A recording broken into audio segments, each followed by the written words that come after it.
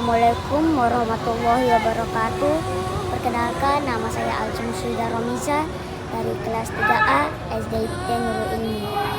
Kali ini saya akan menceritakan riwayat singkat seorang pahlawan nasional, yaitu Sultan Hasanuddin, si ayam jantan dari timur. Riwayat singkat perjuangan Sultan Hasanuddin dalam melawan penjajahan Belanda. Sultan Hasanuddin lahir di Makassar, Sulawesi Selatan 12 Januari 1631 dan meninggal di Makassar, Sulawesi Selatan 16 Juni tahun 1670. Pada umur 39 tahun, Sultan Hasanuddin terlahir dengan nama Imalasbasi Muhammad Pakir Daeng Matawang Garai Botom Mangape. Setelah naik tahta sebagai sultan, beliau mendapat gelar Sultan Hasanuddin, dijuluki oleh Belanda ayam jantan jago dari benua timur karena keberaniannya melawan penjajahan Belanda. Sultan Hasanuddin merupakan anak kedua dari Raja Goa ke-15, Sultan Malik Kusasin, dan ibunya bernama Isabe Tomo Lakutu yang merupakan putri bangsawan Laika. Sejak kecil, Sultan Hasanuddin sudah memperlihatkan jiwa kepemimpinan sebagai seorang pemimpin masa depan. Pendidikannya di pusat pendidikan dan pengajaran Islam di Masjid Bontala membentuk Hasanuddin menjadi pemuda yang beragama, rendah hati, jujur, dan memiliki semangat perjuangan. Selain itu, Hasanuddin pandai bergaul, tidak hanya dalam lingkungan bangsawan istana dan rakyatnya, tetapi meluaskan kepada orang asing seperti orang Melayu, Portugis, dan Inggris yang pada saat itu banyak berkunjung ke Makassar untuk berdagang.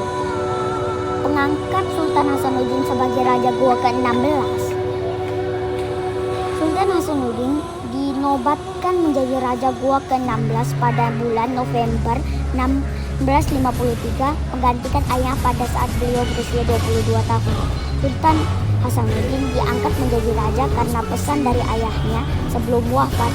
Wasiat dari raja kepada Sultan Hasanuddin disetujui oleh Mangkubi Kerajaan Karaeng Patigaloang karena melihat sifat-sifat Hasanuddin yang tegas, berani, dan juga memiliki kemampuan serta pengetahuan yang luas.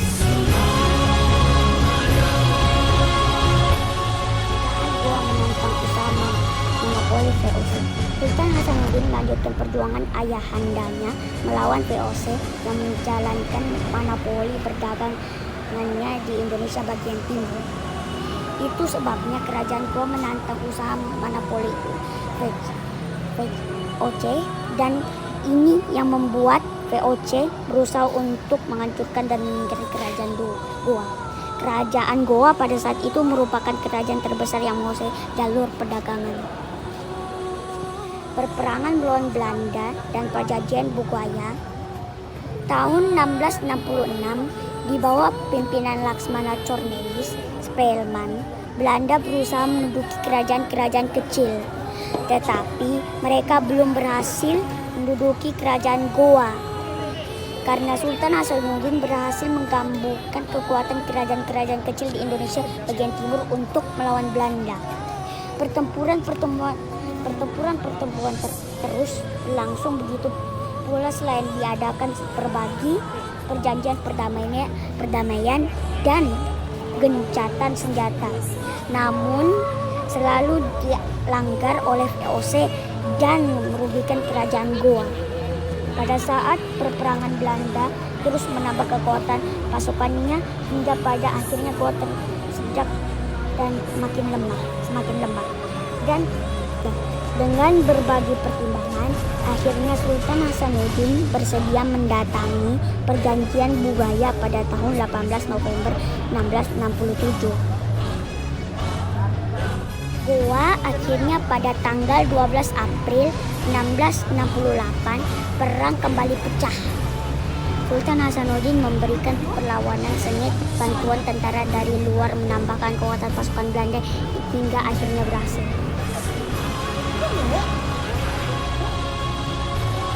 Setelah kekalahan yang diterima kerajaan Goa dan mundurnya Sultan Hasanuddin dari benteng Somba Opu ke benteng Kalegua, maka usaha Spelman memecah belah persatuan kerajaan Goa telah terus dilancarkan.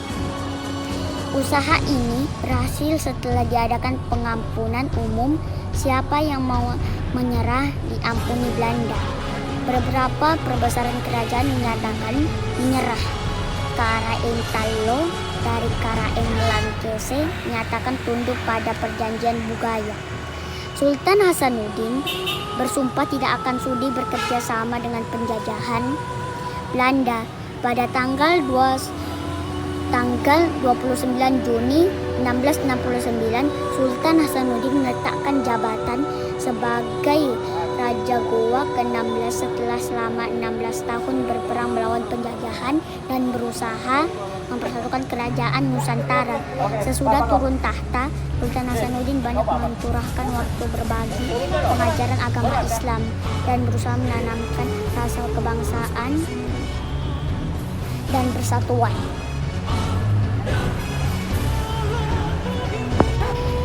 Pada hari Kamis tanggal 12 Juni 1670 bertepatan dengan tanggal 23 Muharram 1051 Hijriah, Sultan Hasanuddin wafat dalam usia 39 tahun. Beliau dimakamkan di suatu bukit di pemakaman Raja-Raja Goa di dalam benteng Kalai Goa di kampung Tamalate. Sultan Hasanuddin telah tiada, tetapi semangatnya tetap berkorban di dada setiap insan bangsa yang mendambakan perdamaian dan kebangsaan di bumi Pancasila ini. Nama Sultan Hasanuddin abadi dalam dada, menghormati jasa dengan mengabadikan namanya menjadi nama jalan pada hampir di setiap kota di Nusantara.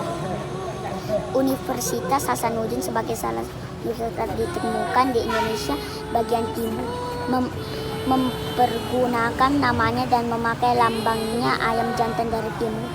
Komandan daerah militer Kodam